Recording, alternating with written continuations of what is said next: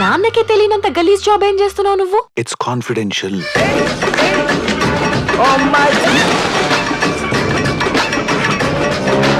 కొత్త మంది కొట్టుకొచ్చినావు.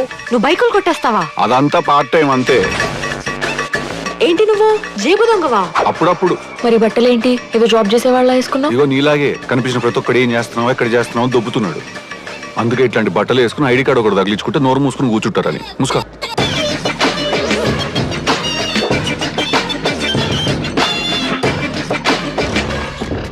నువ్వు నిజంగానే ఊరేసేసుకున్నా కూడా నేనేమవుదాం అనుకుంటున్నానో జీవితంలో నువ్వు తెలుసుకోలేవు.